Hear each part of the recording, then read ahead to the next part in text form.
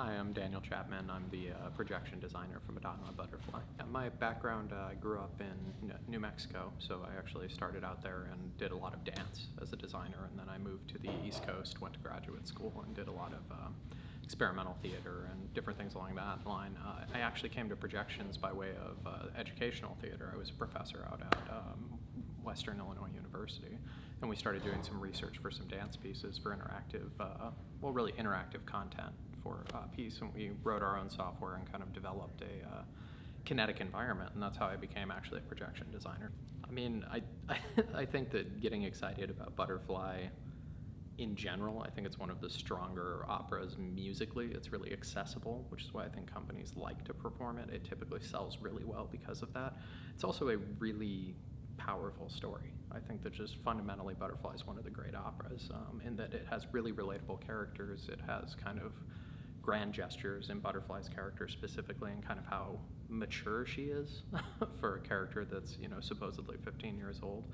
I think for me personally, I now have a young child at home, and this opera has a lot of different undertones that I feel that I didn't feel the first time I designed it, which I think is really interesting. Something that I think is really fun about this particular production is that we're trying to use the projections in a way that isn't just a backdrop being added on. So there's a certain level of, I guess I can say like kinetic movement in it, but something that is actually responsive to the space.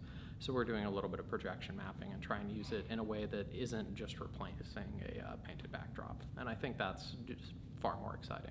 As far as the images are concerned, we had kind of joked early in the concept that it might be kind of fun to have Japanese fans opening. So one of the things that's really fun about this process for me is that we actually built 3D models of those fans.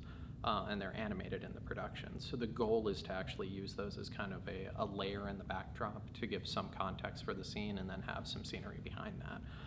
But specifically, we've got the end. Well, I don't want to give away the end of the opera, but we have certain elements with the fans that kind of like dramatically appear with the traditional Japanese religion. So that's kind of the structure of it. I think opera is growing in many ways. A lot of companies are adding new elements or adding shows to their season, which is really just a wonderful thing, but it's competitive.